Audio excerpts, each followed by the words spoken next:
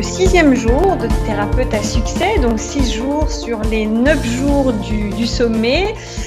Donc je rappelle, Thérapeute à succès, donc c'est 9 jours de conférence avec 18 thérapeutes. 18 thérapeutes avaient effectivement, avec 17 complices, on a décidé de vous offrir ces 9 jours de conférences et 18 conférences gratuites. Pour vous offrir en fait les clés du succès. Alors je le rappelle, le succès, parce que c'est Florence qui en a parlé tout à l'heure. Il n'y a pas une définition au succès. C'est surtout l'idée de vous aider à devenir le thérapeute que vous avez envie d'être, que ce soit en termes de nombre de consultants, de clients, que ce soit en termes de chiffre d'affaires, que ce soit en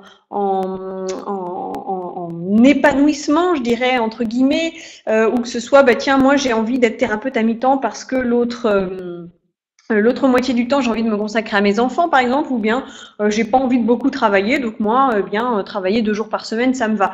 Donc c'est vraiment les clés de votre succès à vous pour devenir le thérapeute que vous avez envie d'être. C'est surtout ça qui est important pour nous. Et encore une fois, pour que vous puissiez aider les personnes comme vous avez envie de les aider, avec votre personnalité, avec qui vous êtes. Et c'est aussi pour ça qu'on a eu à cœur de vous offrir toutes ces conférences avec des spécificités différentes, des histoires personnelles différentes, pour vous montrer qu'il n'y a pas un seul chemin, il y a surtout le vôtre. Il y a celui qu'ont emprunté mes différents collègues avec moi, et on a eu envie de vous partager nos jalons, nos déclics, pour que vous puissiez vous dire, tiens, ça me parle, j'ai envie d'essayer ça, ou oh non, ça me parle pas, je laisse de côté. Donc je vous invite vraiment, encore une fois, à chaque fois, à exercer votre libre arbitre, pas simplement écouter tout ce qu'on a à dire, mais expérimenter vous-même, exercer votre libre arbitre, dire tiens, ça je prends pas, expérimentez vous-même pour découvrir ce qui fonctionne pour vous et ce qui fonctionne pas pour vous. Donc c'est vraiment l'idée de ce sommet. D'ailleurs, je le répète, vous avez décidé de vous accorder du temps pour cette conférence ou pour ces conférences, pour plusieurs. Donc prenez-le à fond, ce temps-là. Ok, donc coupez votre téléphone, coupez les autres applications un petit peu perturbatrices du style Facebook.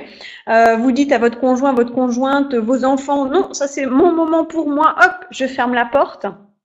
Et je vous invite surtout aussi à prendre des notes, parce que au fur et à mesure des petites informations que vous allez glaner ici et là, au bout des 9 jours, vous pourrez dresser votre plan d'action des jours, des semaines, des mois à venir pour devenir le thérapeute que vous avez envie d'être.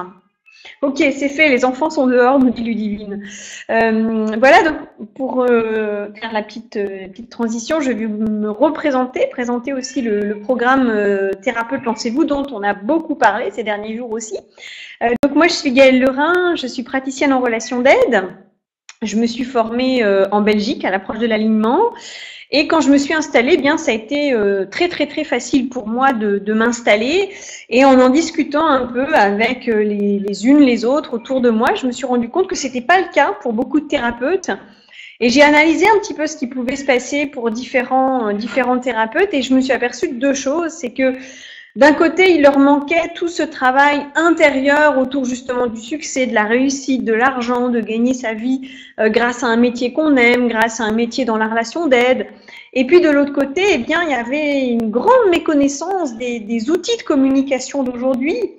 Je crois que c'est Guillaume qui en a parlé, de dire oui, moi je me suis dit tiens, je vais faire des flyers, je vais les distribuer dans les boîtes aux lettres et les gens vont arriver.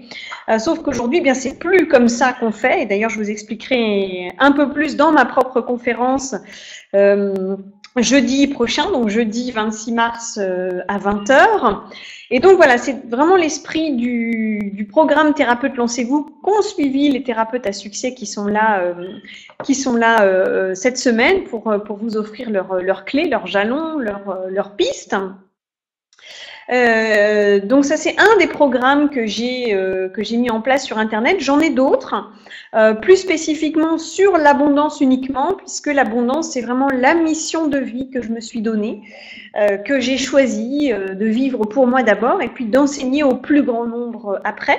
Donc je partage toutes mes idées sur l'abondance. Donc si vous avez envie d'en savoir plus sur qui je suis et sur l'abondance telle que je la conçois, eh bien c'est sur mon blog qui s'appelle mavraivie.com. Et puis, j'ai aussi des programmes.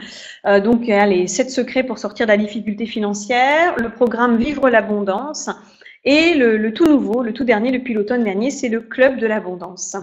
Voilà, il me semble que j'ai à peu près tout dit sur qui je suis, sur le programme Thérapeute Lancez-vous, sur cette opération Thérapeute à succès. Et bien maintenant, il me reste à vous transmettre la parole à Anaïs, qui va nous parler de transformation, tout comme Florence nous a parlé de transformation tout à l'heure pour devenir de passer de maman à thérapeute à succès. Et bien Anaïs va nous parler de voilà comment est-ce qu'on devient thérapeute du rêve à la réalité, comment est-ce qu'on transforme bien ses projets en objectifs. Voilà, c'est à toi Anaïs. Merci Gaëlle, merci beaucoup. Merci à chacun d'être là. Bonsoir. Donc effectivement, cette conférence, elle s'intitule « Devenir thérapeute du rêve à la réalité » ou comment moi, j'ai mis en place des choses pour réussir à vivre de ce métier passionnant. Voilà. Aujourd'hui, j'ai la chance de faire ce métier d'accompagnante en relation d'aide et formatrice en tant qu'indépendante. Et je suis passée donc de salariée à indépendante, de juriste, mon premier métier, à praticienne en relation d'aide indépendante. Alors dans cette conférence, je vais vous partager justement le chemin que j'ai suivi avec ses obstacles, ses réussites, mes peurs, mes désirs, comment je suis passée de l'un à l'autre, de la peur au désir et du désir à la réalité. Et surtout, je vais vous partager des outils concrets, des choses que j'ai mises en place et qui peut-être pourront vous aider aussi, en tout cas je le souhaite. Et comme le disait Gaëlle tout à l'heure, ce qui est important, c'est que vous preniez dans les outils que je vais vous donner ce qui vous parle et puis ce qui vous parle moins, de le laisser de côté. Voilà. Alors, quel est le programme pour nous ce soir? Plusieurs choses. Le contenu de cette conférence, je vais vous parler des raisons pour lesquelles certains thérapeutes ne vivent pas de leur activité. Qu'est-ce qui fait obstacle? Quels sont les freins pour vivre de son activité de thérapeute? Ensuite, je vais vous parler de comment on peut se lancer en tant qu'indépendant. Je ne dirais pas sans risque, parce que ce serait exagéré, mais en tout cas sans trop de risques. Voilà, moi, vous verrez, je suis quelqu'un qui a beaucoup besoin de sécurité. Peut-être que d'autres parmi vous se retrouveront dans ce besoin. Et donc, je vais vous expliquer comment on peut se lancer sans prendre trop de risques. Ensuite, je vais vous expliquer comment on peut développer sa légitimité, chose très importante quand on travaille dans le domaine du mieux-être, et comment on peut arrêter le perfectionnisme. Le perfectionnisme, c'est quelque chose que je connais bien, donc je vais vous raconter un peu comment c'est possible de faire autrement qu'en voulant être parfait. Ensuite, je vais vous parler des outils concrets que vous pouvez mettre en place pour vous faire connaître et développer votre activité, de l'état d'esprit à entretenir au quotidien pour rester positif, très important aussi quand on veut être thérapeute, les conseils pour s'engager dans une spirale vertueuse et recevoir plus de clients, puisque c'est bien de cela qu'il s'agit. Il s'agit d'arrêter de rêver et d'être dans la réalité, donc une réalité qui est aussi matérielle et financière, donc comment faire pour recevoir plus de clients. Et enfin, ce qui est pour moi le plus important, je dirais, ma découverte dans ce chemin, ça a été comment le partenariat peut être la clé de notre succès en tant que thérapeute. Voilà, c'est un programme intense, dense. Allons-y. D'abord, quelques mots sur moi. Donc moi, je suis accompagnante en relation d'aide et formatrice et j'exerce à Château-Thierry dans l'Aisne. J'ai une double activité en fait puisque j'ai choisi de faire de la relation d'aide, donc en cabinet. J'accompagne les personnes que je reçois, les clients, avec deux outils. Donc mon premier outil, mon outil principal, celui auquel j'ai choisi de me former et qui me fait vibrer, c'est la méthode ESPER. Alors peut-être certains parmi vous connaissent. La méthode ESPER, elle a été créée par Jacques Salomé. C'est une pédagogie de la communication. C'est une éthique de vie qui permet d'améliorer la qualité de ses relations à soi et avec les autres. Donc la méthode ESPER, c'est une méthode de pédagogie, une méthode de communication bienveillante.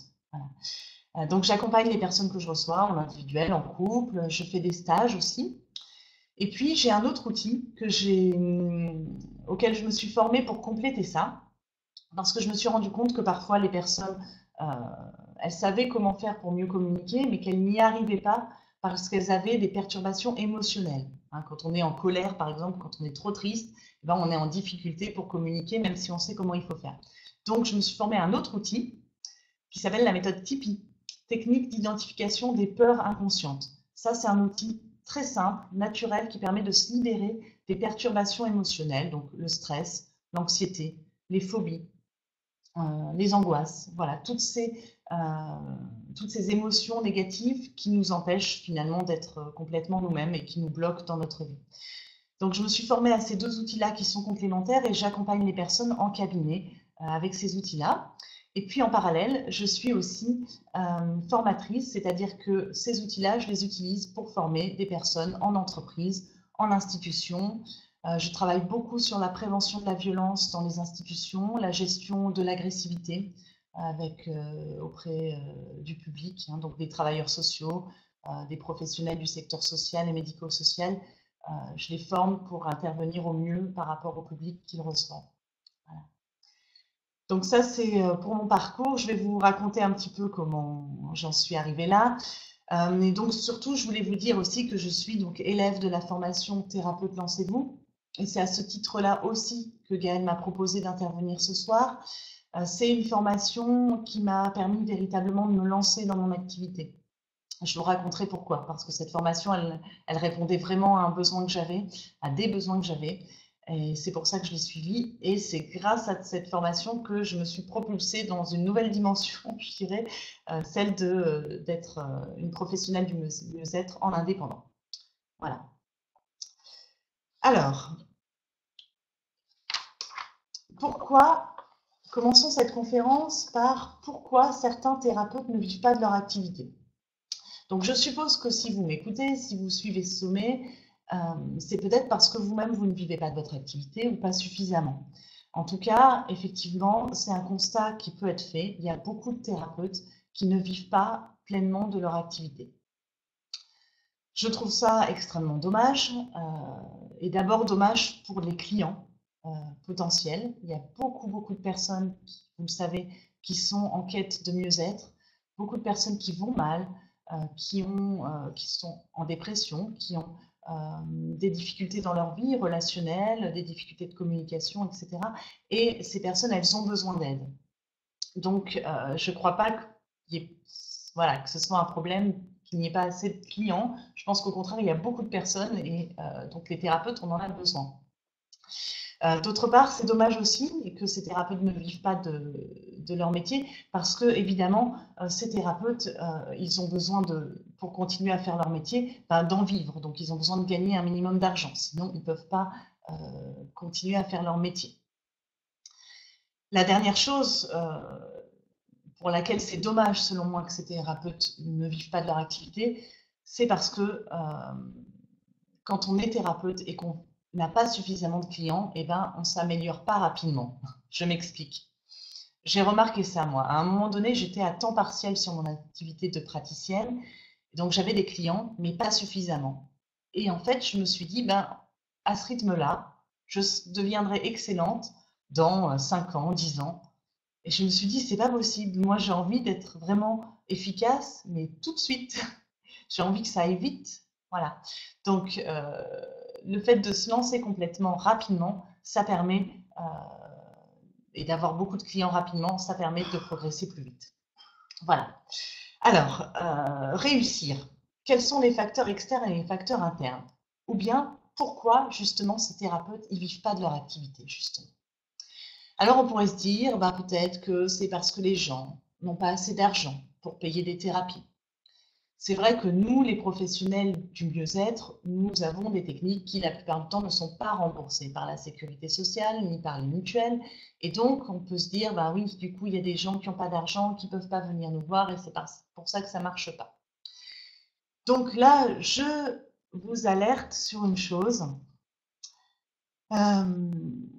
C'est quand vous vous dites que le problème, il est à l'extérieur de vous, je crois que vous êtes sur une fausse piste. En tout cas, c'est ce que moi j'ai éprouvé. Il y a des thérapeutes, comme Gaëlle l'a très bien expliqué au début de la conférence, qui réussissent à vivre de leur activité. Donc, c'est que c'est possible. La seule chose que nous avons à faire, c'est de nous dire finalement que c'est possible. S'il y en a qui arrivent, c'est que c'est possible. Alors pourquoi à nous, ça n'arriverait pas finalement? Je vous pose la question. Donc la réussite, en fait, elle n'est pas à l'extérieur de nous. Elle n'est pas chez les clients, elle est chez nous. C'est vraiment ce que j'ai découvert. En fait, à chaque fois que nous nous disons ça marche pas parce que les gens n'ont pas d'argent ou que c'est la crise, ou alors moi mon problème c'était que je me disais voilà, l'outil que j'enseigne, la méthode ESPER, c'est pas connu, donc les gens ça les intéresse pas, ils connaissent pas donc ils viennent pas me voir, et j'étais complètement dans le faux. C'est pas du tout comme ça que ça fonctionne.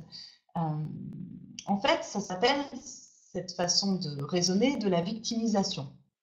Et donc, c'est justement quelque chose que je fais travailler à mes clients quand je les reçois en consultation. Je me victimise chaque fois que je pense que c'est de la faute de l'autre, c'est la faute du monde extérieur, et donc j'y suis pour rien. Donc moi, je vous propose de passer de la victimisation à la responsabilisation. C'est-à-dire, je me responsabilise par rapport à ce qui m'arrive. Et donc, si ça m'arrive à moi, c'est que j'y suis pour quelque chose. Donc, si je n'arrive pas à vivre de mon activité, si je n'arrive pas à avoir suffisamment de clients, c'est que j'y suis pour quelque chose. Alors, c'est vrai que cette découverte, elle peut faire un peu mal, c'est sûr. Et en même temps, c'est génial parce que de découvrir ça, de découvrir que nous sommes partie prenante de tout ce que nous vivons et de tout ce qui nous arrive, ça nous permet justement de changer et de mettre en place des choses pour s'améliorer. Voilà. Et donc, pour moi, cette prise de conscience-là, elle se résume à une chose, qui est, pour faire de son rêve une réalité, ça nécessite d'y croire au plus profond de soi et de s'autoriser à réussir. C'est la question que j'ai envie de vous poser. Est-ce que vous y croyez? Est-ce que vous pensez que vivre de votre activité, c'est possible? Ou est-ce que vous pensez que c'est réservé à d'autres? Et est-ce que vous vous autorisez à réussir? Je vous pose sérieusement la question. Personnellement, pendant très longtemps, je ne me suis pas autorisée à réussir. Je pensais que c'était pour les autres. Voilà, parce que j'ai eu un chemin de vie qui a été difficile, j'ai une histoire de vie difficile, et donc finalement, j'avais cette croyance-là que le bonheur, la réussite, c'était pour les autres et c'était pas pour moi. Mais comprenez bien que cette croyance, elle était très enfouie à l'intérieur de moi. Je n'en avais pas conscience. Ça a été évidemment tout un cheminement, un long travail thérapeutique. Et puis, la formation Thérapeute Lancez-vous, elle m'a permis de voir que cette croyance-là, elle était encore un petit peu là. Donc, j'ai refait une tranche de thérapie. J'y suis retournée pour essayer justement de dépasser ça. Voilà. J'espère que ça va et que je ne parle pas trop vite. C'est difficile parce que j'ai l'habitude de faire des conférences, mais avec les gens en face. Donc, je vois leurs réactions et à travers le non-verbal, j'arrive à voir si les gens suivent ou pas. Donc là, j'ai le chat, mais je ne regarde pas trop parce que j'ai peur que ça me déconcentre. Je continue. Alors, je voudrais vous parler un petit peu de comment c'est possible de se lancer en tant qu'indépendant sans trop de risques. Parce que moi, voyez-vous, je suis une personne qui n'aime pas beaucoup prendre des risques. Je ne sais pas si parmi vous, il y en a qui sont dans le même cas que moi. J'ai envie de vous demander, finalement, est-ce que être indépendant, est-ce que vous pensez que c'est fait pour vous? Oui, est-ce que vous pensez que c'est fait pour vous? Parce que moi, quand je me suis lancée, avant de me lancer, ça me faisait très peur. Je me disais, ouh là là, est-ce que je vais réussir à gagner ma vie? Et si je tombe malade, comment ça va se passer? Voilà, j'avais beaucoup de peur concernant la sécurité finalement matérielle et financière. Donc ça, c'est très important d'avoir ça en conscience parce qu'on peut très bien choisir d'être dans la relation d'aide, mais avoir une difficulté avec le fait d'être autonome, d'être indépendant. Voilà, en tout cas, moi, c'était mon cas. Il y a beaucoup de peur, beaucoup de croyances autour du fait d'être indépendant financièrement. Alors, moi, j'ai eu un premier métier, j'étais juriste dans des associations.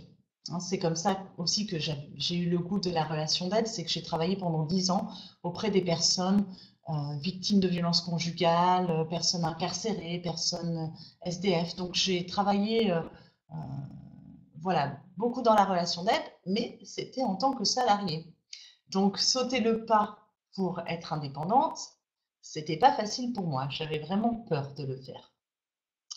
Alors, du coup, ben voilà, je vous donne un petit peu mes conseils. Si vous avez aussi cette peur-là à l'intérieur de vous. Vous n'êtes pas obligé de tout plaquer du jour au lendemain. Vous n'êtes pas obligé du jour au lendemain, voilà, de lâcher votre travail salarié, de démissionner, ça je vous le déconseille. Moi, je vous propose plutôt, en tout cas si vous vous retrouvez là-dedans, de vous lancer en douceur. De vous lancer en douceur pour justement tester progressivement votre besoin de sécurité, votre autonomie et savoir si vous en êtes complètement capable et de gagner confiance comme cela. Alors voilà comment vous pouvez faire si vous ne voulez pas vous lancer du jour au lendemain complètement. Voilà les différentes possibilités qui s'offrent à vous. Vous pouvez d'abord démarrer votre activité à temps partiel. Donc je pars du principe, par exemple, que vous êtes salarié, comme moi je l'étais, et puis vous décidez de lancer votre activité, ça vous fait un peu peur, sachez que c'est possible de démarrer son activité à temps partiel. On peut demander à son employeur de passer à temps partiel. Évidemment, ça nécessite l'accord de l'employeur, mais vraiment, si c'est ça qui vous parle comme solution, ça vaut la peine de demander ça à votre employeur. Alors moi, voilà, c'est ce que j'ai fait et mon employeur était tout à fait d'accord pour que je sois à temps partiel. Donc c'était chouette. Donc j'ai travaillé au 4/5e, j'ai travaillé 4 jours par semaine pour mon employeur en tant que salarié et 1 jour par semaine, j'ai pu développer mon activité. Donc ça me permettait déjà de mettre un premier pied, de commencer à être dans le bain, un premier pied dans cette activité d'indépendante et donc de gagner en confiance. Parce que l'avantage, c'est qu'en faisant ainsi, j'y vais progressivement, je ne me mets pas la pression parce que si j'ai pas beaucoup de clients au début, c'est pas grave parce que je ne me sens pas en insécurité financière. Donc vraiment, pour moi, c'était une bonne solution. Une autre possibilité qui s'offre à vous, si vous voulez démarrer votre activité, c'est de partager un cabinet avec d'autres praticiens. Ça, vous allez le voir, c'est quelque chose de très important et qui a été déterminant pour moi. Je vais vous parler plus tard dans la conférence du travail en partenariat, mais déjà, pour se lancer progressivement, voilà, partager un cabinet avec d'autres praticiens, ça permet de diviser les frais qu'on a et surtout, ça permet d'aller dans une structure qui est déjà existante. Alors moi, sachez que je suis arrivée à Château-Thierry en 2011. Moi, j'étais de région parisienne. Château-Thierry, c'est dans l'Aisne. Je me suis installée là-bas. Je ne connaissais personne. La première chose que j'ai faite, c'est de regarder ce qui se faisait dans mon coin en termes de bien-être, en termes de thérapie. J'ai été voir qui travaillait et j'ai pris contact avec un cabinet qui venait de s'installer à Château-Thierry. J'ai demandé à les rencontrer. On s'est rencontrés et puis on s'est apprécié. Je leur ai transmis des choses de ma méthode, ils m'ont transmis des choses de leur méthode. Et puis finalement, le contact passait tellement bien, ils m'ont proposé de m'installer avec eux. Alors là, c'était super. Voilà. Ça m'a permis d'avoir déjà un pied à terre, d'avoir un cabinet et d'être au milieu d'autres thérapeutes qui étaient déjà lancés, donc ça m'a mis en confiance. Ensuite, une autre chose qui peut être faite dès maintenant, même quand on est salarié, c'est de devenir auto-entrepreneur. Auto-entrepreneur, vous connaissez certainement déjà ce statut. Alors, c'est en France, c'est un statut qui permet de lancer son activité tout en étant salarié. C'est un statut très simple qui permet de ne payer les charges que sur ce que l'on gagne, d'accord? Donc ça permet, c'est pas comme quand on est en profession libérale où on doit avancer des charges à l'URSSAF qui sont assez importantes. Là, on ne paye que sur ce qu'on a. Donc si vous avez un chiffre d'affaires les premiers temps qui est très bas ou qui est de 0, et ben vous avez très peu de charges à payer. Donc c'est un statut qui convient parfaitement au lancement d'une activité. Voilà pourquoi je vous en parle. Vous trouverez plein d'informations sur Internet. Je ne vais pas vous faire un cours sur le statut d'auto-entrepreneur, mais sachez qu'aujourd'hui, c'est possible de se lancer progressivement. C'est possible de se lancer tout en gardant une activité principale, si on veut y aller en douceur, en tout cas comme c'était mon cas. Alors ensuite, effectivement, si on veut faire son activité de thérapeute, une activité principale, et il s'agit de ne pas en rester là. Alors moi, sachez que c'était vraiment une étape cruciale pour moi, c'était de laisser tomber complètement mon travail salarié pour me lancer complètement en tant qu'accompagnante en relation d'aide. Là, c'était vraiment un cap à passer pour moi. Alors comment j'ai franchi ce cap? Ben, j'ai eu un déclic en fait. J'ai eu un déclic qui était que j'ai réalisé que ce serait pire de ne pas me lancer que de me lancer. C'est-à-dire qu'à un moment donné, où la peur de me lancer, elle est devenue mineure par rapport à mon désir de vivre complètement de la relation d'aide. J'ai lu un livre que je vous recommande qui s'appelle Trembler mais oser de Suzanne Schaeffers. Dans ce livre, il y a une phrase qui m'a beaucoup parlé, donc je la partage avec vous. C'est la suivante, donc elle s'affiche sur le PowerPoint, c'est surmonter l'appréhension d'agir engendre moins d'angoisse que de vivre constamment avec la peur souterraine créée par un sentiment d'impuissance et d'insatisfaction. Quand on ne fait pas ce qu'on aime, quand on ne vit pas sa vie, la vie rêvée, la vie qu'on souhaite vraiment professionnellement, eh ben, on se gâche. Et puis, c'est vraiment insidieux, mais on développe chez soi ce sentiment d'impuissance et d'insatisfaction. C'est ça que j'ai réalisé. En fait, au bout d'un moment, je me suis dit, bah voilà, c'est bien, je suis à temps partiel dans mon activité d'accompagnante en relation d'aide. Et puis, à côté de ça, j'ai un job qui me prend beaucoup de temps, dans lequel je ne suis plus du tout épanouie, dans lequel je finis par souffrir. Je ne suis pas moi-même. Et donc, à un moment donné, je me gâche. Et je gâche ma vie, finalement. Donc, comment je vais oser ma vie? J'ai réalisé ça. Vraiment, j'ai réalisé que je ne pouvais pas rester comme ça. Et puis, vous savez, la vie, elle est bien faite. C'est-à-dire que je me suis retrouvée dans une situation intenable à mon travail salarié, où j'ai frôlé une sorte de burn-out, où c'est devenu, il s'est passé un truc à mon travail salarié. Je travaillais auprès des victimes de violences conjugales et je travaillais dans une structure associative qui allait mal, où l'équipe allait mal et où j'allais mal. Et j'étais en train de plonger. Et finalement, la vie m'a mise au pied du mur. Je me suis sentie finalement sans autre choix que de me lancer complètement dans mon activité de relation d'aide. Et je remercie la vie vraiment pour finalement ces difficultés que j'ai rencontrées dans mon travail salarié parce que grâce à ces difficultés, j'ai osé me lancer. Vous voyez, des fois, on croit qu'on vit quelque chose de terrible, mais en fait, on le vit parce que ça nous permet de vivre quelque chose de positif derrière. Donc voilà, donc je ne me suis pas sentie ménagée, mais en tout cas, j'avais vraiment besoin de ce petit coup de pied au derrière, j'ai envie de dire. Donc ça a été mon déclic, et c'est ce qui a fait que je me suis lancée. Un conseil que je peux vous donner, si vous vous lancez complètement dans cette aventure, d'être indépendant dans la relation d'aide, dans la thérapie, c'est de regarder tous les bons côtés qu'il y a à avoir cette activité. Alors, il y a évidemment la satisfaction énorme d'aider les autres, de vibrer l'outil qu'on utilise, qui nous a aidés nous-mêmes. Et puis, il y a aussi le fait de pouvoir réaligner complètement sa vie personnelle et professionnelle. Moi, j'ai fait de la place dans ma vie pour ma vie personnelle et familiale. Vraiment. J'avais un métier salarié qui me prenait beaucoup de temps, dans lequel j'étais plus épanouie, je vous l'ai dit, mais en plus qui me prenait beaucoup de temps. Et bien là, je peux vous dire que maintenant que je suis dans la relation d'aide à temps plein, et ben j'organise mon temps comme je veux, je prends mes rendez-vous comme je veux. J'ai un petit garçon, et ben voilà, je prends le temps, il a fait sa rentrée scolaire cette année, ben je prends le temps, je peux l'emmener à l'école, je peux venir le chercher. J'aurais jamais pu faire ça si j'étais restée salariée dans l'association dans laquelle je travaillais. Donc j'ai beaucoup de gratitude aussi pour ça. Et ça, c'est très important, c'est de voir tous les aspects positifs que nous apporte cette nouvelle vie qui s'offre à nous. Alors, ce qui est fondamentalement important pour moi, du coup, c'est que en changeant de cap professionnel, d'être pleinement aligné sur ses besoins. Donc, je vous l'ai dit tout à l'heure, moi j'avais un besoin très fort de sécurité matérielle et financière.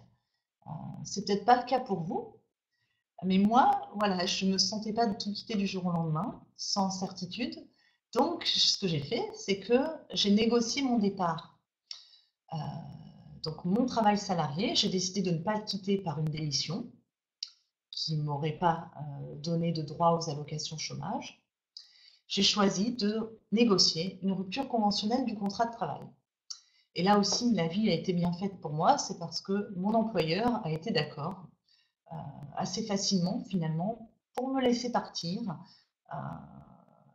Ça se passait quand même bien avec mon employeur et donc on a pu négocier cette rupture conventionnelle qui a été juste du coup pour tout le monde. Et donc ça m'a permis d'avoir des allocations chômage à l'issue de la rupture de mon contrat de travail, ce qui était vraiment une sécurité pour moi, ce qui me permettait de ne pas me mettre trop la pression au début quand j'ai démarré. Donc c'est un conseil que je vous donne. Si vous quittez votre emploi salarié, tentez de négocier votre rupture de contrat de travail. Ensuite, ce qui était très important pour moi, c'était d'avoir une méthodologie, un cadre. C'est-à-dire que moi, j'étais pleinement consciente qu'il y avait des choses que je connaissais, il y a des choses que je maîtrisais et d'autres que je ne maîtrisais pas du tout. À savoir tous les aspects communication, mais communication marketing, dirons-nous, tous les aspects concernant les croyances vis-à-vis de l'abondance. J'étais bien consciente que j'avais un travail à faire là-dessus et que j'avais besoin d'être accompagnée, que je ne me sentais pas d'y arriver toute seule. Donc voilà, j'étais alignée sur mes besoins et j'ai été du coup chercher de l'aide. Et là encore, la vie étant bien faite, j'ai rencontré la formation de Gaëlle Lerain, la formation thérapeute, pensez-vous, comme c'est peut-être le cas pour vous aujourd'hui. J'ai rencontré cette formation et c'était vraiment ce dont j'avais besoin pour me lancer. Parce qu'il y avait justement tout ce travail intérieur sur les croyances limitantes par rapport à l'abondance, sur qu'est-ce qui faisait obstacle à ma réussite, quelles étaient mes peurs. Et donc, ça me permettait de travailler là-dessus et sur les outils de communication, faire un site web, faire un blog, communiquer sur les réseaux sociaux, toutes ces choses-là dont nous allons parler également aujourd'hui. J'avais vraiment besoin de ça, donc j'étais alignée sur mes besoins et j'ai mis en place des choses pour répondre à ces besoins. J'ai négocié ma rupture et je suis rentrée dans la formation de Gaëlle Lerain, thérapeute, pensez-vous. Donc avec tout ça, j'avais des garanties pour réussir mon lancement d'activité. Et donc le focus sur les, bien sûr, sur les avantages de notre nouvelle situation, c'est rester focalisé sur tous les aspects positifs de notre nouvelle situation. Alors, j'avance un peu.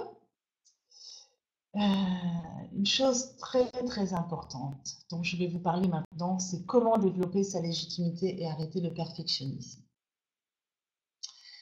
Quand on est thérapeute, quand on devient thérapeute, praticien en relation d'aide, professionnel du mieux-être, on ne le devient pas par hasard, ça c'est évident.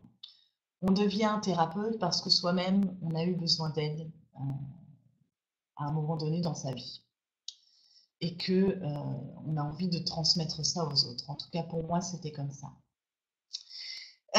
Et donc, on a soi-même traversé des zones d'ombre, des difficultés, et on a eu envie d'aller vers un mieux-être.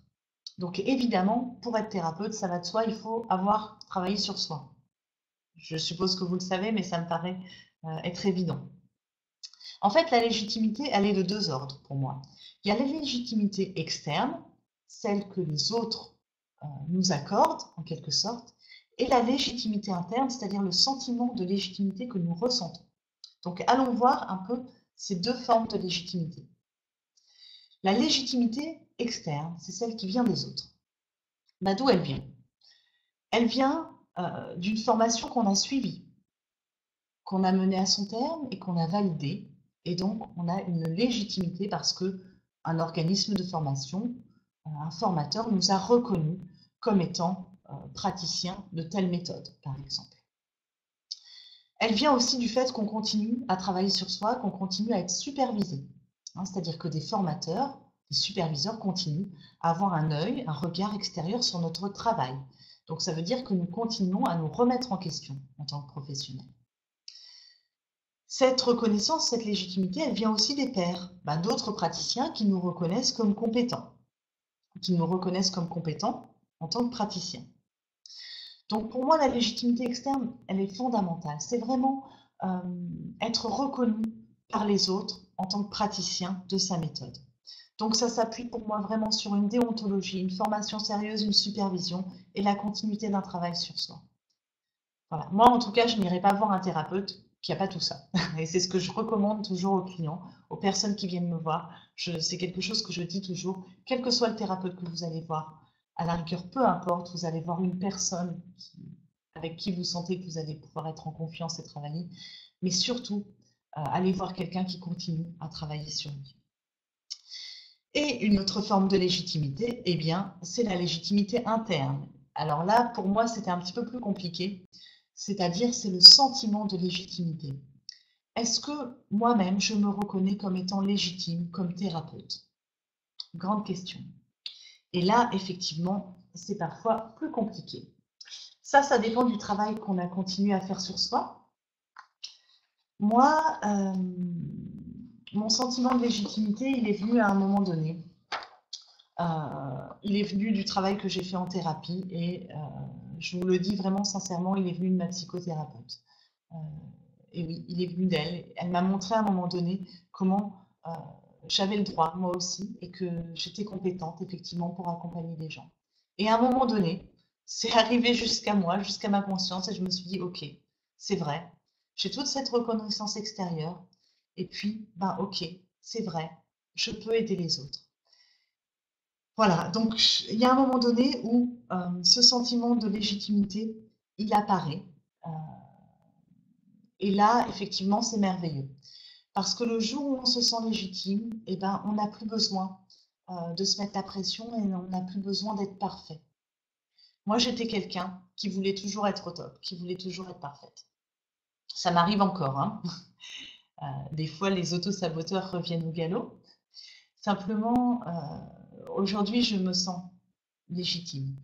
Et cette légitimité, effectivement, elle est étayée par le fait que de plus en plus, je crois en moi et je vois que les personnes que je reçois me font confiance. Et ça, c'est le plus beau des cadeaux.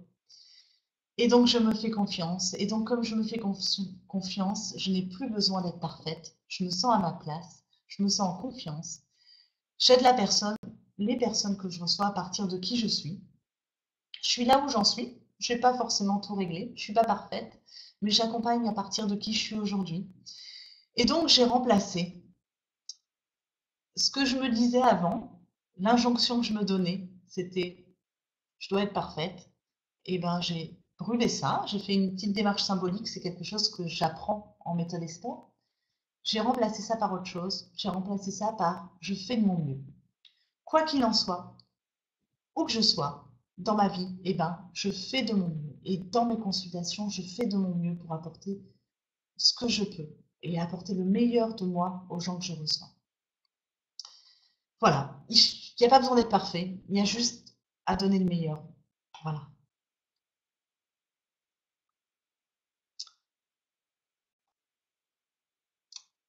Je vais vous parler maintenant des outils concrets que vous pouvez mettre en place pour vous faire connaître.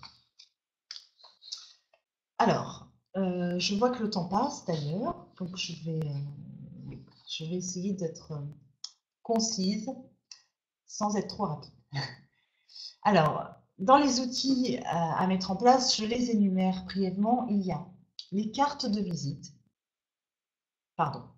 Au préalable, vous dire une chose. Souvent, nous, les thérapeutes, nous confondons publicité et visibilité. Or, ça n'a rien à voir.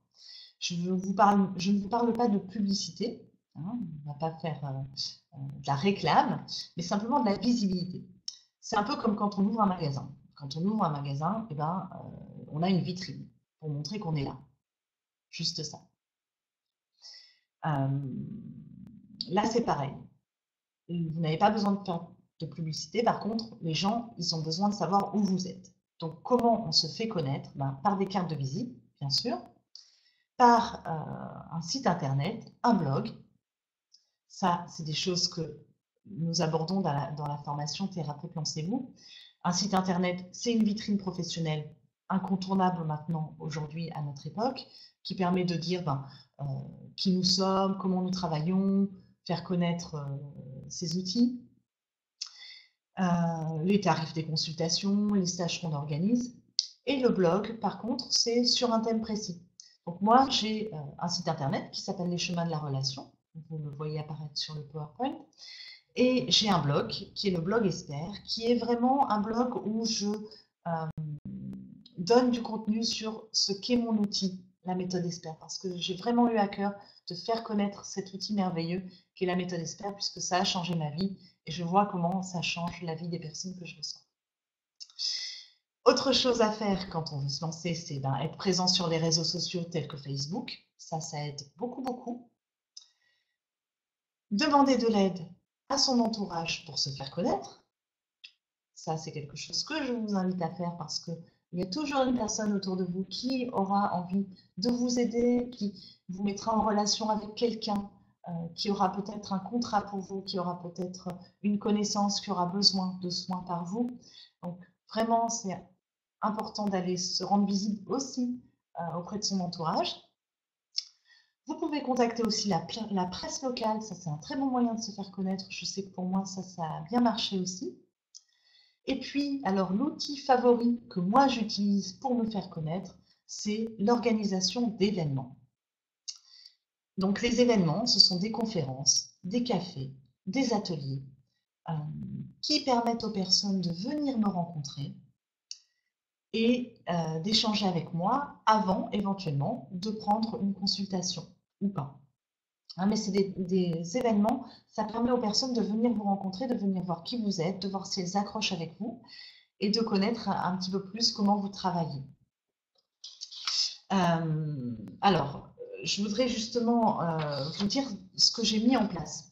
Moi, je travaille avec une praticienne que vous aurez l'occasion de voir aussi en conférence sur le sommet mercredi, qui s'appelle Corinne Thomas, que je salue, qui est là dans le chat également. Et avec Corinne, nous, on a mis en place un rendez-vous mensuel qui s'appelle le Café Bien-être. Donc, je partage un petit peu avec vous là-dessus parce que c'est vraiment merveilleux ce qui s'est passé. On a trouvé un café à Château-Thierry, qui s'appelle le Café du Port. Et donc, c'est un endroit convivial dans lequel on organise chaque mois un rendez-vous qui permet à des personnes, à toute personne, à tout citoyen, de nous rencontrer et de rencontrer un thérapeute, quel qu'il soit, qui vient présenter son approche. Donc moi, par exemple, une fois, j'ai présenté la méthode Esper. Corinne, elle a présenté la médecine chinoise. La semaine dernière, il y a quelqu'un qui est venu présenter la réflexologie plantaire. C'est gratuit et ça permet aux personnes, pendant 1 heure, 1 heure et demie, de rencontrer un praticien, de rencontrer une technique autour d'un café, de façon conviviale. Et ça, vraiment, c'est quelque chose de super parce qu'on donne aux personnes, les personnes nous donnent beaucoup parce qu'elles participent, elles nous posent des questions, elles nous laissent aussi leurs coordonnées parce qu'elles ont envie d'en savoir plus sur ce qu'on organise. Donc, c'est vraiment un bel événement. Donc, on fait ça, vous voyez, tous les mois. Et ça permet de se faire connaître plus largement à Château-Thierry. Et au passage, ça permet à des thérapeutes qui ne sont pas très connus de se faire connaître également. Donc, c'est aussi notre coup de pouce à nous, aux thérapeutes qui veulent se faire connaître. Voilà. Alors, je continue avec l'état d'esprit à entretenir au quotidien pour rester positif.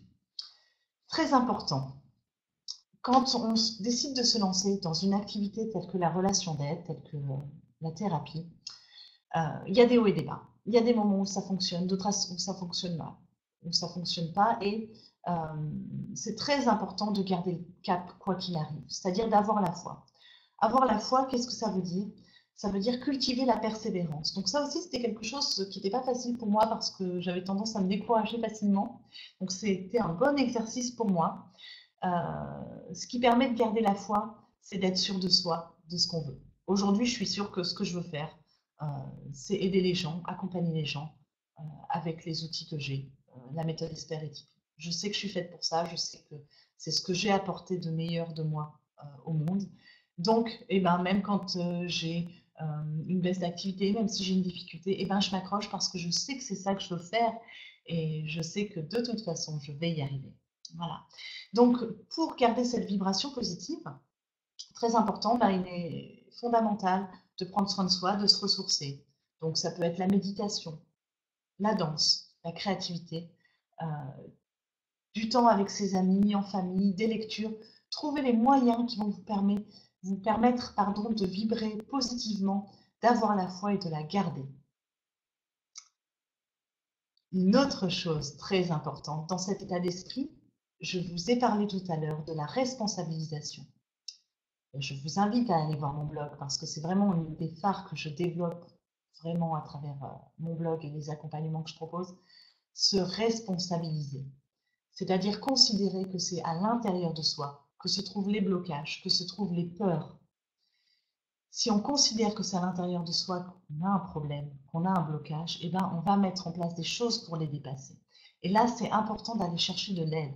Aller chercher de l'aide auprès de personnes qui ont réussi, auprès d'une formation comme thérapeute, pensez-vous, moi c'est ce que j'ai fait, auprès d'un thérapeute, auprès d'un coach, allez débusquer vos croyances, vos peurs, allez les travailler avec quelqu'un. Et surtout, considérez que c'est à l'intérieur de vous que ça bloque. Ça ne va pas vous aider de vous dire que c'est à l'extérieur. Si vous considérez que c'est à l'intérieur, là, vous pourrez changer et ça pourra fonctionner. Moi, j'avais des peurs. Donc, je vous parle rapidement de affronter ces peurs. Moi, j'avais beaucoup, vous l'avez certainement entendu dans cette conférence, j'avais beaucoup de craintes autour de la sécurité.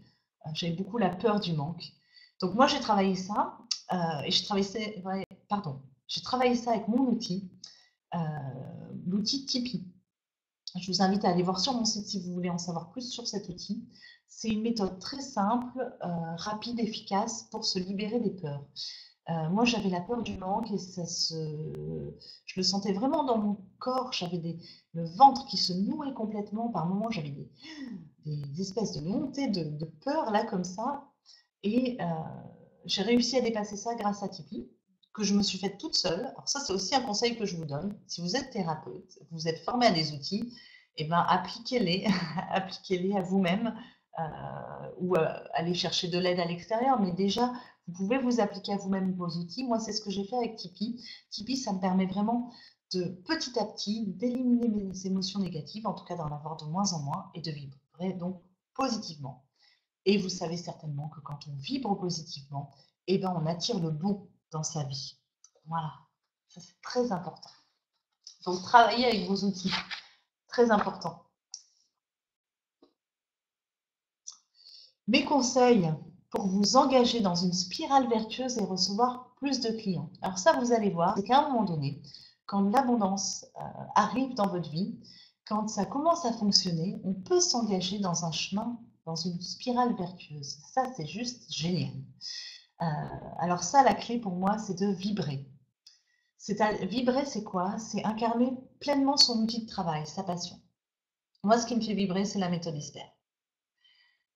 C'est apprendre aux personnes comment on peut sortir du statut de victime, comment on peut se responsabiliser, comment on peut reprendre le pouvoir sur sa vie et donc comment on peut se réaliser pleinement.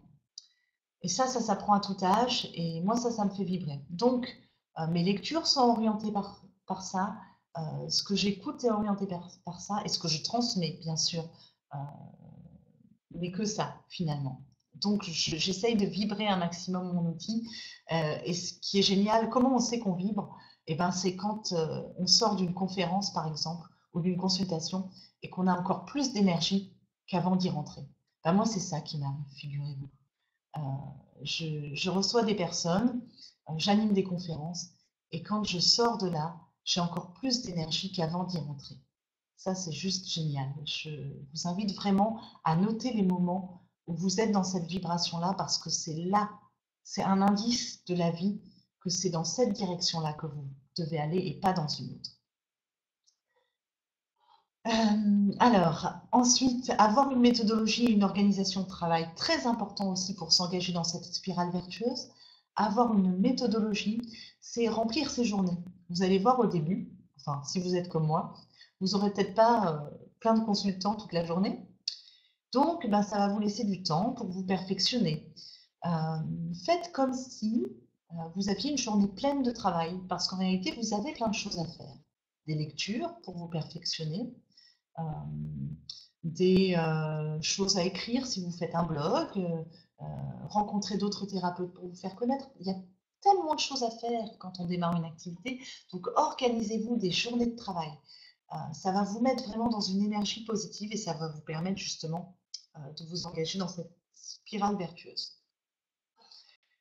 Une chose fondamentale que j'ai notée par rapport à la réussite, c'est très important de s'ouvrir à ce qui se présente.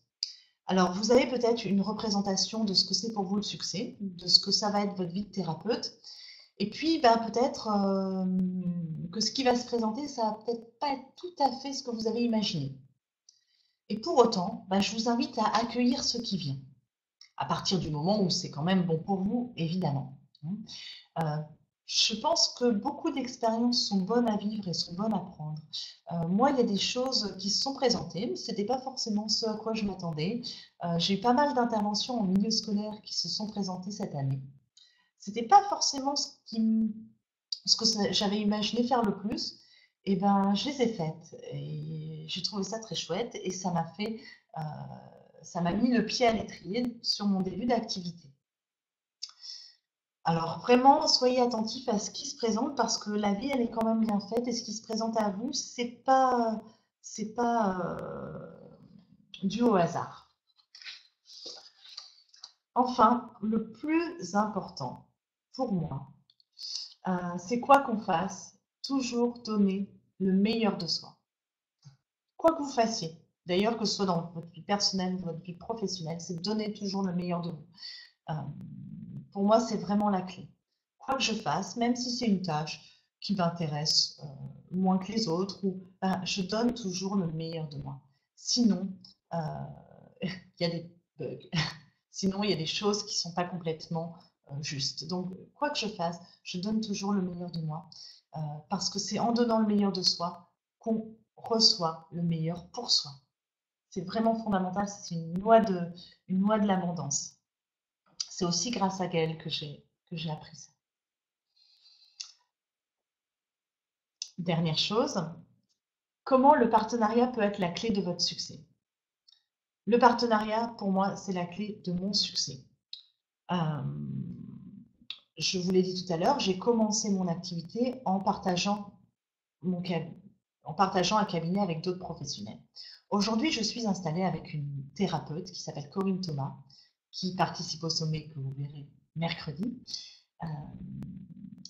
Et nous travaillons ensemble. Et ça, pour moi, c'est très, très important.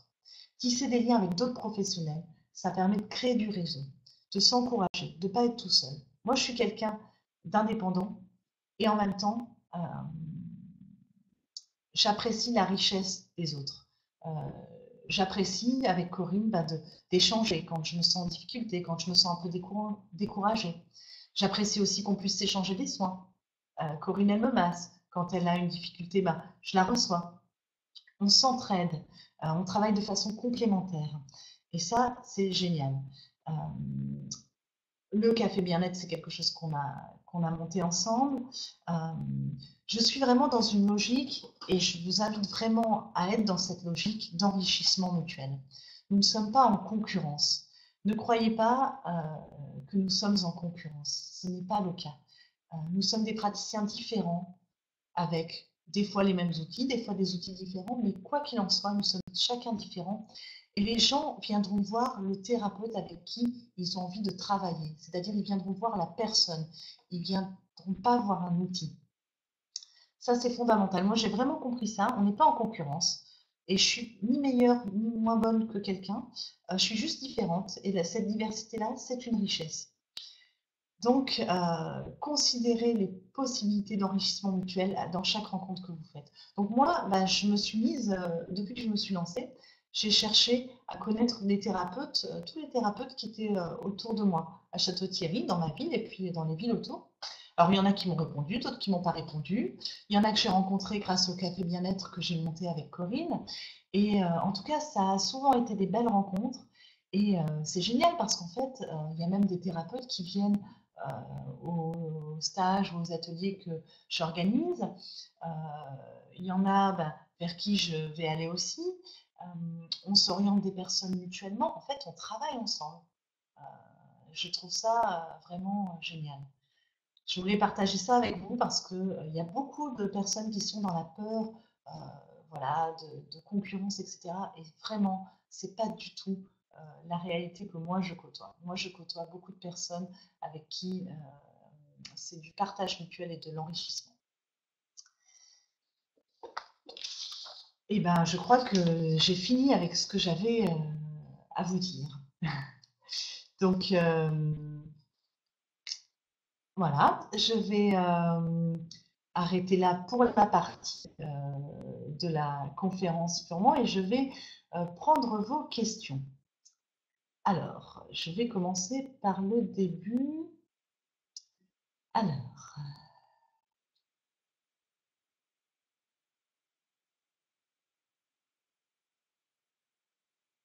Alors, je vous propose de me les poser à partir de maintenant. Ce sera plus simple pour moi parce que des fois, dans l'échange, je ne vois pas trop où vous voulez en venir.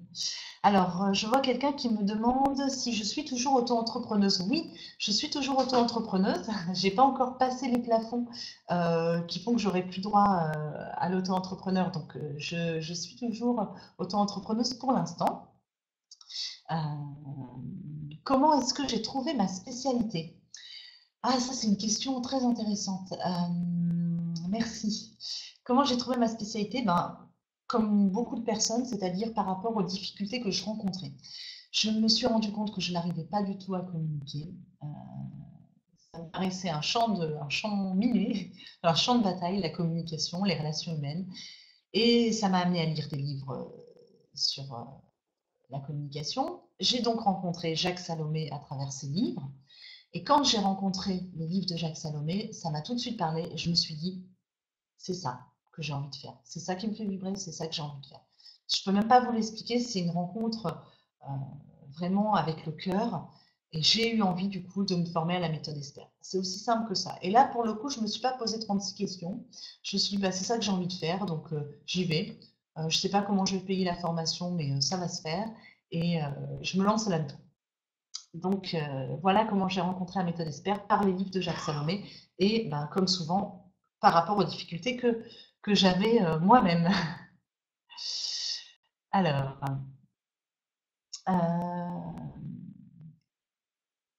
à quel moment de mon installation est-ce que j'ai créé le café? Alors mon café bien-être, notre café bien-être, Corinne et moi, on l'a lancé au mois de septembre 2014. Donc c'est assez récent. On en a parlé vraiment cet été. Donc, je l'ai fait. Je suis lancée moi à temps complet depuis le mois de juillet 2014. Donc, ça fait même pas un an. Et on a lancé le café en septembre. Merci, très belle vidéoconférence. Merci beaucoup. Quel est le site pour la méthode Tipeee? Alors, je te propose, Michel, d'aller sur mon site internet lescheminsdelarelation.com et tu verras à un moment donné, il y a dans mes consultations, je parle de l'outil Tipeee, et il y a le lien pour aller sur le site de l'Institut qui s'occupe de Tipeee. Comment je fais avec Facebook? Alors, comment je fais avec Facebook? Alors, Facebook, ce qui me paraît important à vous dire, c'est qu'il y a à la fois le profil personnel, hein, donc moi j'ai mon profil Anaïs Verte avec mes amis. Personnellement, je ne mets rien d'intime et de personnel sur Facebook. Rien du tout, hein, pas de photos de ma famille, pas de choses vraiment personnelles. Je n'utilise qu'à titre professionnel. Et j'ai créé des pages Facebook pour mes activités. Donc, on a une page commune avec Corinne qui s'appelle Cabinet Bien-être et Développement Personnel à Château-Thierry, sur lequel on partage nos ateliers, nos conférences, nos événements. Par ailleurs, j'ai une page aussi nous avons une page Café Bien-être pour informer toutes les personnes qui le souhaitent des prochains Café Bien-être. Et puis j'ai aussi une page, vous voyez, moi j'ai 3 pages. Formation violence conjugale, c'est une formation que je donne à destination des professionnels pour accueillir les victimes de violences conjugales. Donc j'ai une page là-dessus qui est en lien avec mon site internet formation violence conjugale. Ah merci Yael, je vois que tu as mis le site de Tipeee, merci beaucoup. La méthode Tipeee consiste en quoi? C'est une méthode qui est un processus de résolution naturelle des perturbations émotionnelles. C'est, je dirais, j'ai envie de dire, il n'y a pas plus simple que Tipeee. Je suis en perturbation émotionnelle, je ferme les yeux. Qu'est-ce que ça fait dans mon corps? Je laisse évoluer et à un moment donné, il y a un apaisement et l'émotion est désactivée. C'est très simple et ça fonctionne. Donc, je vous invite vraiment à aller voir. Il y a même quelqu'un qui a fait un process sur YouTube pour se faire Tipeee. Et moi, je fais Tipeee en différé, c'est-à-dire que j'accompagne les personnes qui ont une difficulté émotionnelle, par exemple, qui ont le vertige, ou qui ont peur de parler en public, ou qui ont un stress, une anxiété, une phobie. Je les accompagne pour désactiver ça. Alors,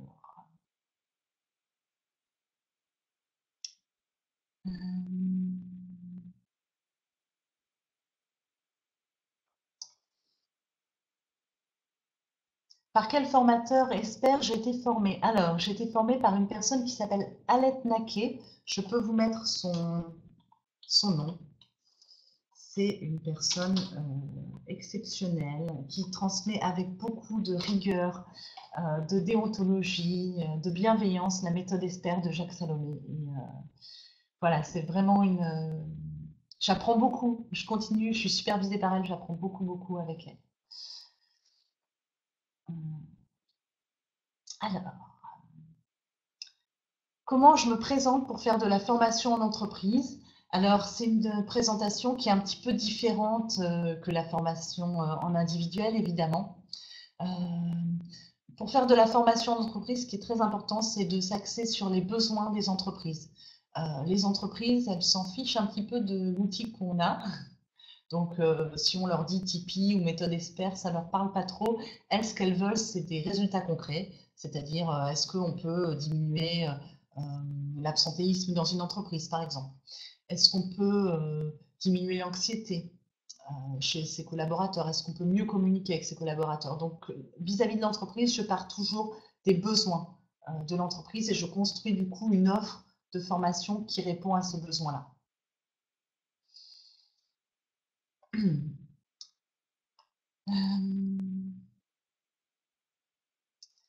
Comment trouver la légitimité à l'extérieur quand elle est venue de l'intérieur?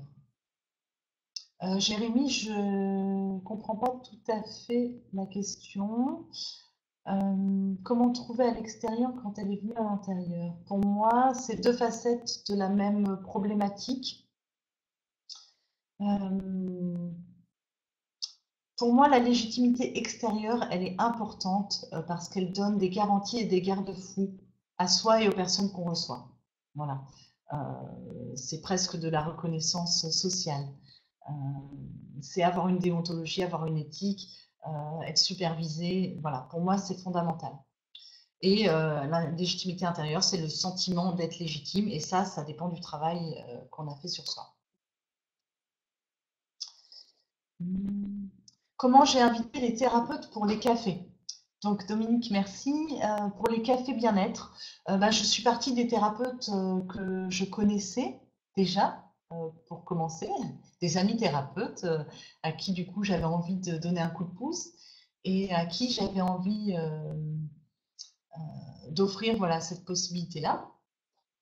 Et puis, petit à petit, avec Corinne, on a élargi, hein, on n'a pas appris que les personnes qu'on connaissait. On s'est servi de la page Facebook, on s'est servi de notre base de données, de toutes les personnes qu'on connaissait. On a lancé un appel, voilà, pour un appel à contribution. Et alors, au début, on était assez surprise avec Corinne parce que on s'est rendu compte qu'il y avait vraiment un problème de visibilité hein, chez les thérapeutes. C'était pas que nous qui avions cette difficulté-là. Il y a beaucoup de thérapeutes à qui on a proposé ça et puis qui n'ont pas donné suite. Pourtant, des personnes qui certainement auraient eu besoin de ça. Et bon, bah là, maintenant, ça y est, ça commence à se remplir. Là, du coup, avec Corinne, on est un peu victime de notre succès parce que là, on est booké jusqu'au mois de septembre ou octobre. Voilà, c'est chouette, on va avoir plein de thérapeutes qui vont intervenir, présenter leur technique, ça va vraiment être un régal. D'ailleurs, j'en profite pour vous dire que si vous êtes dans le coin de Château-Thierry, même un petit peu plus loin, et que vous avez envie de venir présenter votre technique, de vous prêter à cet exercice-là, et ben, je vous invite à m'envoyer un petit mail. Voilà. Alors, est-ce un café normal ou tourné vers les médecines douces? C'est un café bien-être, donc on a choisi de l'axer sur le bien-être en général, tout ce qui peut contribuer au bien-être, donc toutes les techniques de médecine douce, toutes les thérapies, voilà, donc au sens large, au sens large. Il va y avoir de la géobiologie, de la réflexologie, de la médecine chinoise, la méthode Esper, voilà. Alors, j'essaye de prendre au fur et à mesure. Je suis en activité depuis 3 mois et je bloque pour la création de mon site web, en particulier sur le nom de domaine, nom d'activité. En somme, je suis toujours peu visible, quelqu'un qui pourrait m'aider à débloquer. Alors Agnès, oui, donc alors, comme le dit souvent Gaëlle, Gaëlle, je vais répéter ce que tu m'as appris. Les soucis avec la technique ont souvent rapport avec nos croyances, voire ont tout à voir avec nos croyances. Si j'ai une difficulté dans ma vie avec la technique, c'est que ça vient aussi de quelque chose à l'intérieur de moi. Ça n'empêche pas qu'on peut quand même se faire aider sur le plan de la technique, évidemment. Bon, mais là, c'est pas vraiment la technique, c'est plutôt le nom de domaine. Oui. D'accord, donc c'est plutôt, oui, donc oui, la visibilité. Donc, se faire aider, effectivement, essayer de voir quelle est la croyance qu'il y a derrière ça. Alors, j'espère, Agnès, qu'à travers toutes les conférences là que tu vas avoir pendant toute cette semaine, tu vas déjà avoir des clés. Tu vas voir, il va sûrement y avoir des prises de conscience, je t'invite à prendre des notes, il y a sûrement des choses qui vont émerger. Et puis, après, il y a la formation de Gaëlle, donc moi, ça m'a beaucoup aidé et donc j'encourage les personnes qui sentent qu'elles ont ce travail à faire à la suivre. Alors, la différence entre l'EMDR et Tipeee, je suppose que c'est ça que tu demandes, Nathalie. Donc, alors, c'est 2 formes de thérapie qui passent par le corps, mais la méthode Tipeee est beaucoup plus simple et beaucoup plus directe. Voilà. EMDR, c'est une technique avec les mouvements oculaires. Je ne la connais pas totalement. Je l'ai testée aussi. C'est plus long. En fait, c'est comme si avec Tipeee, on avait trouvé un raccourci. Voilà, d'un processus de régulation naturelle dans le corps. Alors, Cathy, tu vas te pencher sur l'idée café bien-être. Eh ben, bravo à toi. Oui. Et puis, je t'invite à prendre contact avec moi si tu souhaites des conseils sur le café bien-être. Je partage avec grand plaisir.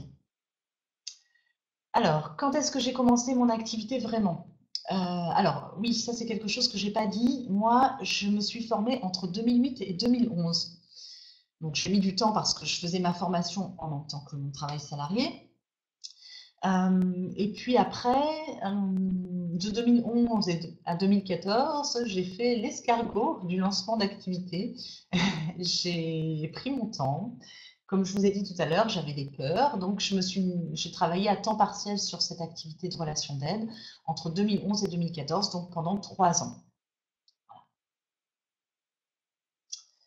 Quand je me suis mise à temps partiel, pour te répondre, Yveline, j'ai tout de suite pris le statut d'auto-entrepreneur.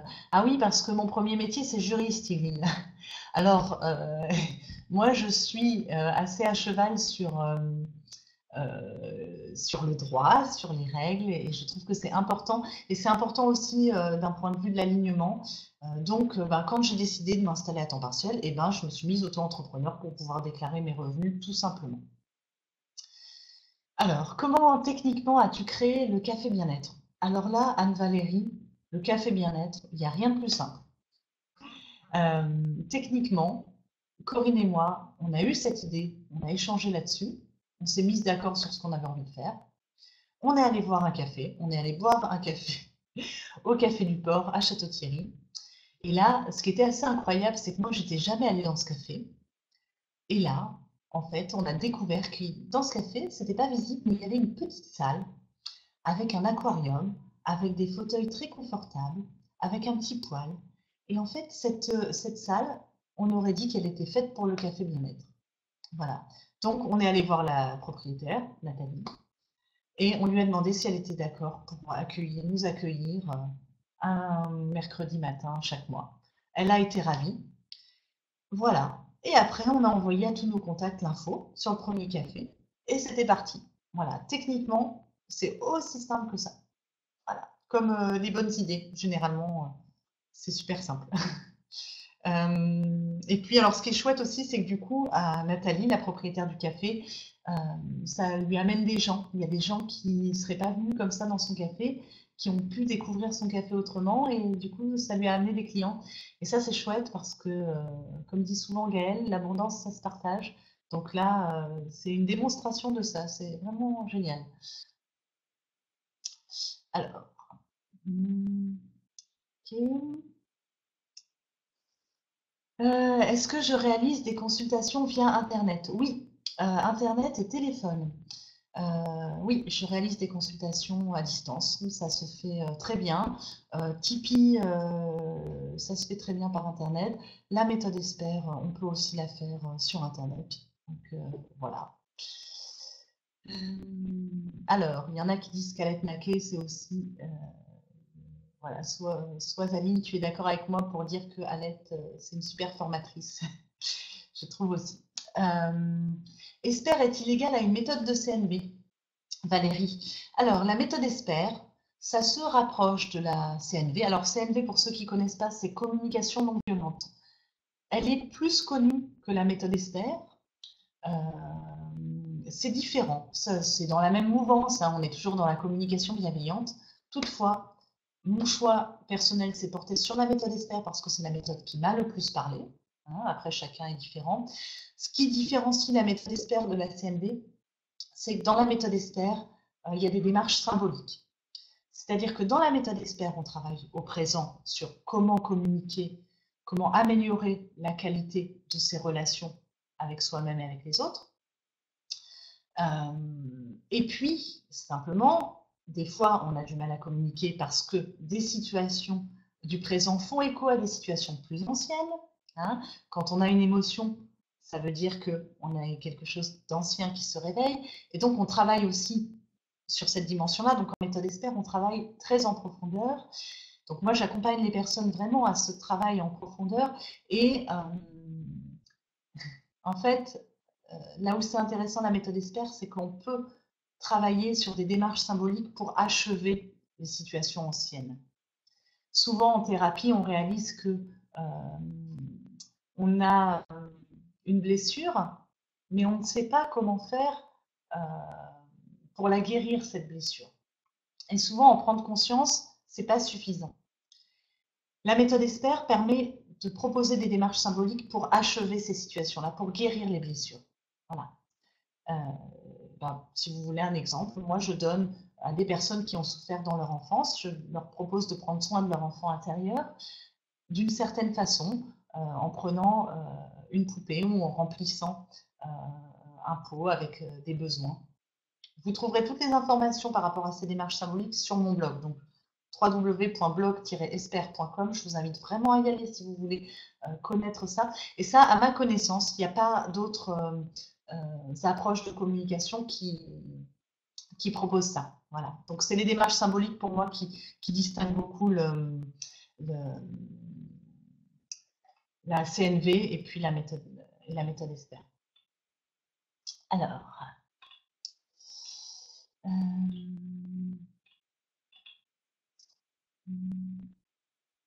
As-tu fait tes formations avant de démarrer et par quoi as-tu commencé? Ah oui, je me suis formée. Alors, méthode expert, je me suis formée avant de démarrer, ce qui me paraît logique. J'aurais pas pu recevoir des personnes sans être outillée pour les recevoir. Voilà. Alors moi, ça fait 10 ans que je suis dans la relation d'aide, c'est vrai, puisque j'ai travaillé en tant que juriste, mais j'étais un peu l'assistante sociale du juridique, hein. Je recevais des personnes victimes de violences conjugales qui avaient vraiment des états de souffrance aigus, très aigus. Donc j'étais déjà dans le bain de la relation d'aide, mais je me suis vraiment lancée en tant que praticienne, en tant qu'accompagnante en relation d'aide une fois que j'étais formée. Pour moi, ça fait partie des choses impératives. Voilà. J'ai commencé par me former à la méthode ESPER. Par contre, Tipeee, je l'ai fait récemment. Tipeee, c'est une formation beaucoup plus courte et c'est un outil pour moi qui est complémentaire à la méthode ESPER. Donc ma base, c'est la méthode ESPER et en plus, ponctuellement, j'ai Tipeee. Ok. Hum, alors, je continue les questions. Hum,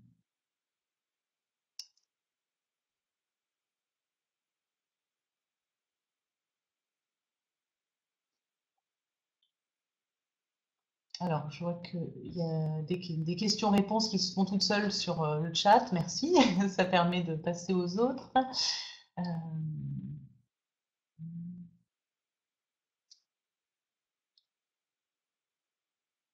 Alors, merci pour nous encourager à présenter notre méthode chez vous. Je vous invite sur Paris pour faire la même chose dans le cadre associatif. Êtes-vous parente? Êtes-vous parent? Oui, bah, avec plaisir. Moi, de toute façon, je suis toujours partante, moi, pour présenter la méthode ESPER ça me nourrit tellement. Euh, je suis tellement enthousiaste chaque fois que j'anime une conférence que, voilà, je suis prête à le faire voilà, très facilement. Il n'y a pas longtemps, j'ai fait une conférence avec, d'ailleurs, c'était une animation qu'on faisait toutes les deux avec Corinne, dans une maison de retraite à Château-Thierry. C'était génial. J'ai adoré faire une conférence et transmettre la communication même à des personnes plus âgées, à des personnes en fin de vie, et surtout pouvoir leur dire comment on peut,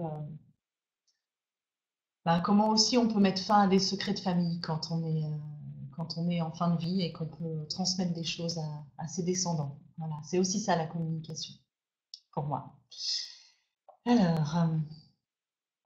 Alors, on me demande si Esper, Jérémy, tu me demandes si les outils Esper et Tipeee permettent un soin ou une guérison. Alors Esper, vous voyez, c'est pas une thérapie, mais en fait, ça a des effets thérapeutiques. C'est très proche, c'est très proche. Mais Jacques Salomé nous dit toujours, ce n'est pas une thérapie. Donc, je vous répète, ce n'est pas une thérapie. Par contre, c'est une pédagogie de la communication, c'est-à-dire que je transmets des outils aux personnes qui vont pouvoir s'en servir après dans leur vie. C'est en ça que c'est une pédagogie. Et ça a des effets thérapeutiques. Et Tipeee, oui, c'est une approche thérapeutique. Quelles sont les difficultés que j'ai rencontrées dans ma pratique professionnelle en commençant les consultations individuelles? Les difficultés que j'ai rencontrées, je crois que c'est surtout ma légitimité. Au début, je doutais beaucoup de moi. Je me mettais beaucoup la pression, comme je vous le disais, jusqu'au jour où j'ai découvert que je faisais de mon mieux et que c'était suffisant. Et que j'avais tellement de bons retours euh, et que j'avais tellement l'impression, je ne sais pas comment je pourrais vous expliquer ça, ça m'émeut tellement j'en parle. Juste d'en parler, cette rencontre qui se fait avec la personne qu'on reçoit quand on est dans la relation d'aide, euh, c'est tellement intense, c'est tellement nourrissant, cette rencontre authentique, qu'à un moment donné, ça m'a porté et ça a été suffisant. Voilà. Je me rends compte que du coup, Sylvie, je ne te parle pas de mes difficultés, je te parle de mes réussites. Ma difficulté, c'était de ne pas y croire. Et puis, chaque fois que j'arrive à rencontrer la personne de façon authentique, euh, ça y est, je suis en relation authentique avec elle et j'ai juste l'impression d'être à ma place et qu'il n'y a aucun autre endroit où je voudrais être au monde. Voilà.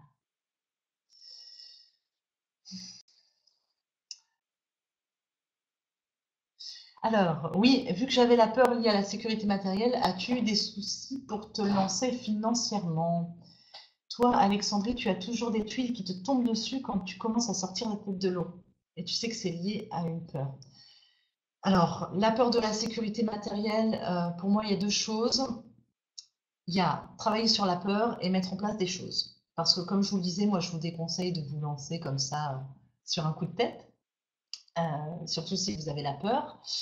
Donc, mettre en place des choses. Donc, bah, moi, j'ai pas eu de souci puisque j'ai négocié ma rupture avec mon employeur. Donc, j'avais les allocations chômage. Et puis en fait, j'étais tellement boostée que ça a démarré assez fort, finalement, mon activité. Avec voilà, les vibrations positives, le fait que j'étais ouverte à tout ce qui se présentait. Donc, non, j'ai pas eu de souci pour me lancer financièrement. Ce que je peux te donner comme conseil, c'est d'aller voir quelle croyance est cachée derrière ta peur. Aller, derrière chaque peur, alors là, je vous donne un outil de méthode Esther, je ne peux pas m'empêcher. Derrière chaque peur, il y a un désir.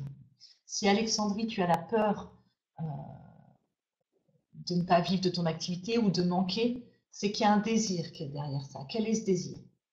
Généralement, quand on a la peur de manquer, on a le désir de vivre dans l'abondance. On a en tout cas envie, le désir de vivre suffisamment. Donc, passer de la peur au désir et peut-être symboliser. Alors moi, pareil, je vous renvoie à mon blog parce que sur mon blog, j'explique ça, cette démarche-là, symboliser un désir. D'ailleurs, si vous vous abonnez à mon blog, vous pourrez recevoir un livre qui s'appelle Transformer votre vie grâce aux démarches symboliques. Et dans ce livre, j'explique comment on peut justement prendre soin de ces désirs symboliquement. Donc, symboliser son désir, passer de la peur au désir, symboliser son désir. Désir de vivre dans l'abondance. Moi, c'est ce que j'ai fait, ça fonctionne bien. Et puis, si vraiment on est dans la peur du manque, comme je disais dans la conférence, c'est travailler avec un outil de libération émotionnelle, comme par exemple Tipeee. Mais il y en a d'autres, mais voilà, Tipeee, moi, c'est celui que j'ai choisi.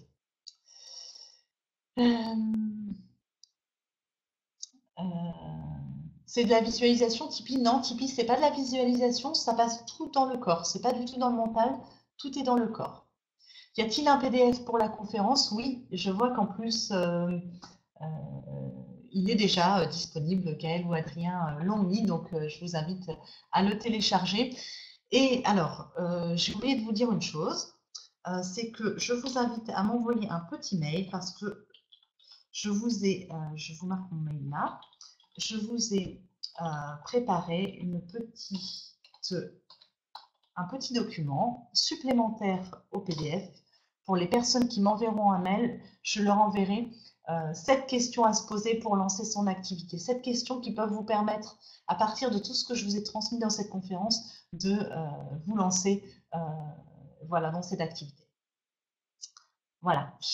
Je continue.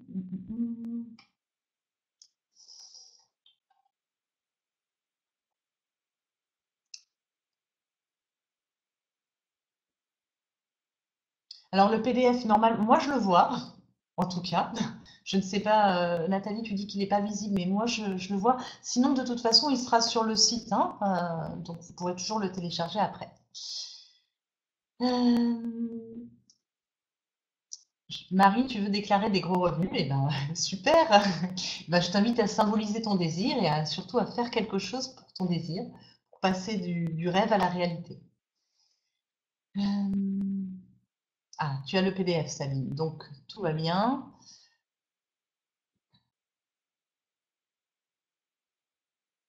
Oui, ah oui, Christophe, tu soulignes l'aspect contribution du café. Oui, une chose que j'ai oublié de dire, le café bien-être, c'est gratuit pour les participants. Nous, on ne gagne rien, hein, on ne fait pas payer le café bien-être. La seule chose, c'est qu'on demande aux personnes de prendre une consommation. Hein, ça peut être n'importe quoi, un café. Et nous aussi, on prend une consommation pour remercier le café qui nous accueille, évidemment.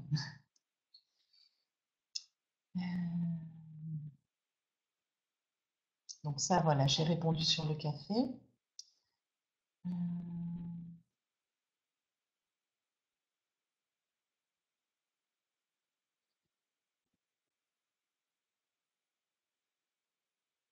Donc Gaël dévoilera tout ce qui concerne sa nouvelle formation lors de sa conférence. Patience, patience.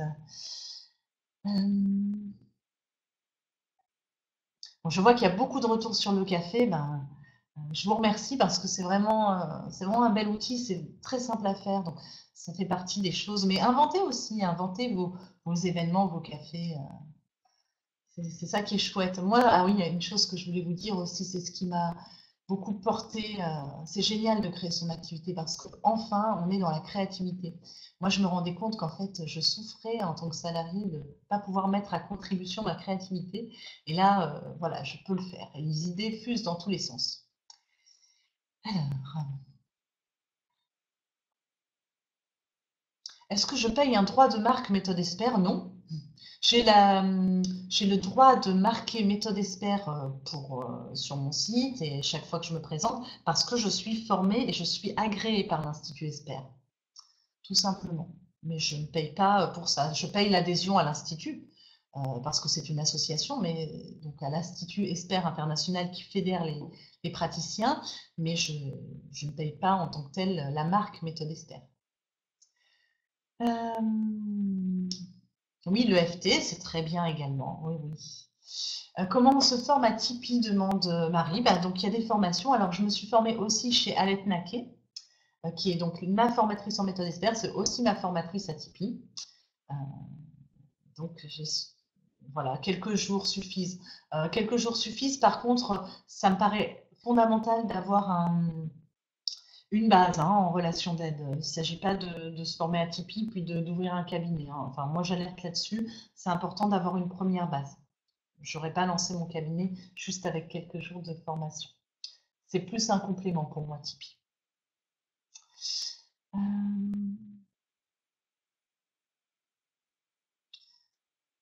Soisaline, tu demandes si j'ai fini mes heures de stage pratique et si j'ai réalisé mon mémoire. Oui, j'ai tout fini au niveau de ce qui est demandé par l'Institut. Je suis formatrice agréée à la méthode Expert. Oui, Tipeee, comme la méthode Expert, ce sont des outils qui rendent autonome. Ça, c'est très important. Puisque vous voyez, moi, ce que j'enseigne, c'est la responsabilisation. Donc, j'ai à cœur aussi de transmettre les outils qui vont permettre aux personnes qui viennent me voir d'être indépendants. Alors, l'indépendance et l'autonomie, ça va plus ou moins vite, hein, selon les personnes, évidemment, mais c'est vraiment l'objectif.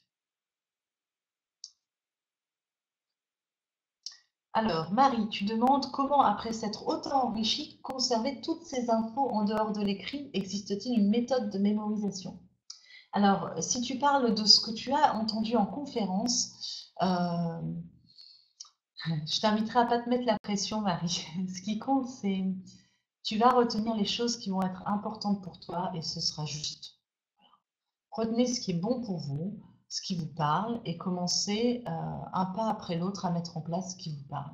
Voilà. C'est pas possible de tout mettre en place en même temps. On commence par un pas et après, on fait les autres pas petit à petit.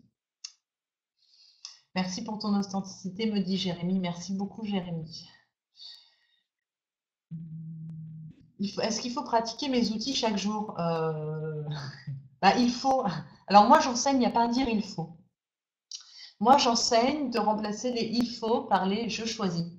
Parce que il faut, c'est encore la victimisation, et je choisis, c'est la responsabilisation. Donc, moi, je choisis de pratiquer le plus souvent possible. Des fois, j'y arrive pas. Et puis, des fois, j'y arrive. Et puis, voilà. Mais le plus souvent possible, oui, c'est possible en tout cas. Il n'y a pas d'obligation.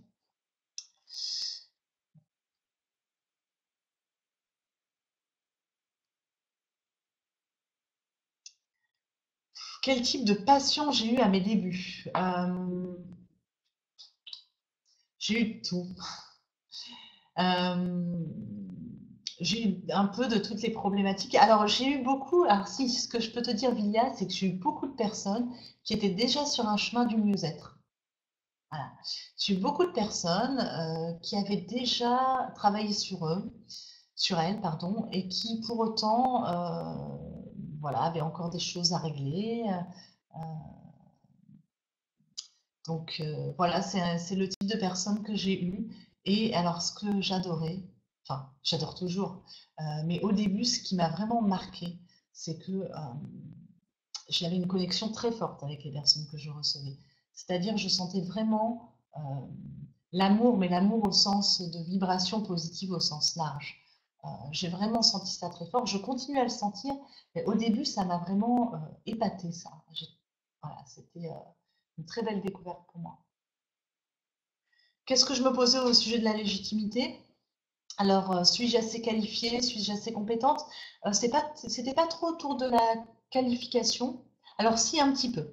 Parce que comme j'étais pas psy, comme j'ai pas fait de fac de psycho, je me demandais, bah, est-ce que je suis assez... voilà, est-ce que moi, de premier métier juriste, est-ce que je peux vraiment accompagner les gens? Donc ça a été une partie. La deuxième partie, c'était bah, moi, avec tout ce que j'ai vécu, est-ce que je suis vraiment la bonne personne pour aider les autres? Et puis, bah en fait, oui. En fait, voilà. En fait, oui, justement. Je sais aujourd'hui que tout ce que j'ai vécu, ça me permet d'en entendre beaucoup. Et tout ce que j'ai pu entendre, vous verrez, hein, en tant que thérapeute, on peut entendre que ce qu'on est prêt à entendre et on peut accompagner que ce qu'on est prêt à accompagner. Et quand je vois les personnes que j'ai reçues, les personnes que je continue à recevoir avec parfois des problématiques très très lourdes, notamment autour des violences conjugales, des violences sexuelles dans l'enfance, etc., je sais que je suis la bonne personne pour ces personnes-là parce que j'en ai accompagné un certain nombre et que je me sens à ma place. Voilà, tout simplement. Est-ce que je peux dire qu'aujourd'hui que je vis confortablement de mon activité? Je vis de mon activité confortablement, pas encore tout à fait. J'ai pas encore tout à fait atteint l'objectif que je me suis fixé, mais c'est en bonne voie. Donc voilà, je suis optimiste par rapport à ça. Et c'est surtout que je suis sur la voie je suis en progression constante. Donc c'est ça qui m'encourage. Oui, alors je vois qu'il y a des personnes à qui ça parle de passer de la peur au désir, hein, donc un super outil de la méthode Esper. Voilà. Je vous encourage beaucoup à lire Jacques Salomé parce que ça met vraiment du baume dans le cœur.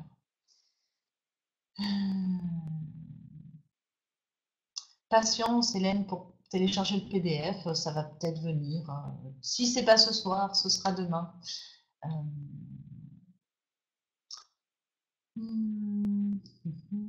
C'est une très belle conférence, me dit Michel, pleine d'idées, d'outils et tes beaux sourires. Merci beaucoup, Michel.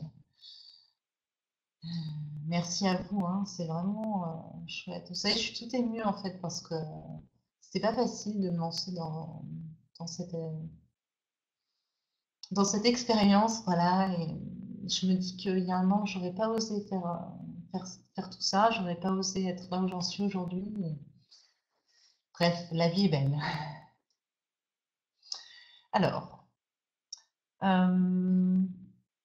je vois que le temps tourne. Gaëlle, est-ce que c'est OK que je continue un petit peu? Des questions pour Anaïs? Est-ce que vous avez encore des questions? On peut peut-être prendre encore une ou deux questions, sinon on peut clôturer la conférence. C'est beaucoup de remerciements.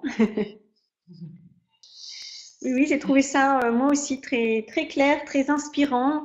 D'ailleurs, ce que ça m'a inspiré, je vais te le dire, Anaïs, parce que j'ai pris le temps d'aller rechercher la citation, parce que tu as parlé à un moment donné de s'autoriser à.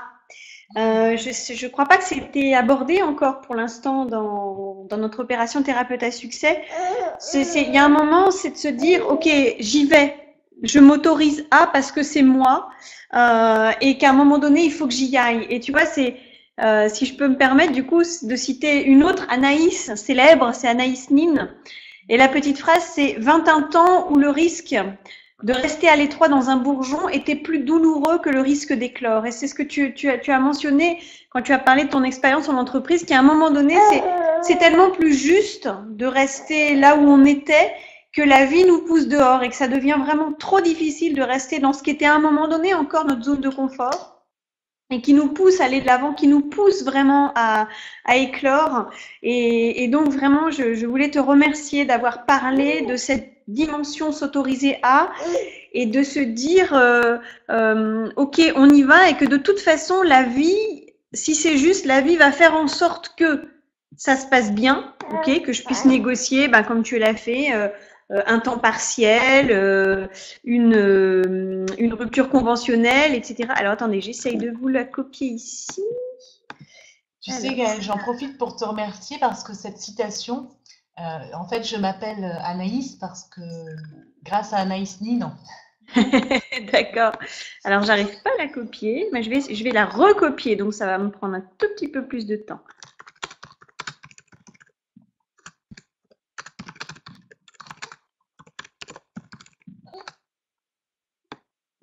Ou le risque de rester.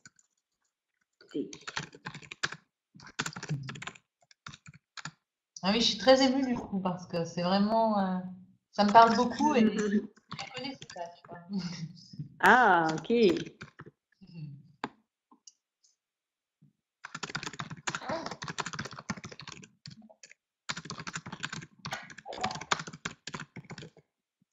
Voilà. Super. Par vous la recopier. Donc, je ne peux effectivement que conseiller eh bien, à tout le monde de faire comme toi et d'un moment donné s'autoriser à vivre comme on en a envie, et s'autoriser aussi la créativité. Tu en as parlé également. C'est vrai qu'on a parlé du café, mais tout est, comment dire, duplicable à l'infini avec sa propre sensibilité. Dans Thérapeute Lancez-vous, l'année dernière, il y a une personne qui m'a dit, bah, moi, je fais des massages parties, par exemple. Et je me dis, bah voilà, c'est un petit peu la déclinaison massage de ton café bien-être. Il y a des gens qui ont des cafés naturaux. Voilà, donc vraiment adaptez, inspirez-vous. Hein, je crois que c'est qui est-ce qui a parlé d'inspiration? Je ne sais plus quel conférencier ou conférencière qui a parlé d'inspiration, mais voilà, allez chercher partout autour de vous qui vous avez envie de devenir, ramenez-le à vous, transformez-le avec qui vous êtes et offrez ça au monde. Voilà, j'aimerais vraiment terminer sur cette petite note parce que tu en as parlé un petit peu, c'est mais arrêtez de vous retenir, ok, hein, ouais, voilà, c'est ce que tu as dit pour conclure, c'était quand on offre le meilleur de soi, eh bien, on reçoit le meilleur pour soi. Et c'est exactement ça, c'est arrêter de vous retenir. Le monde a besoin de vous ici et maintenant, donc allez-y, foncez. Voilà, ben je vous propose qu'on arrête là pour ce soir et je vous donne eh bien, un nouveau rendez-vous demain pour de nouvelles conférences, donc 18h et 20h. Je vous souhaite une très très très bonne soirée.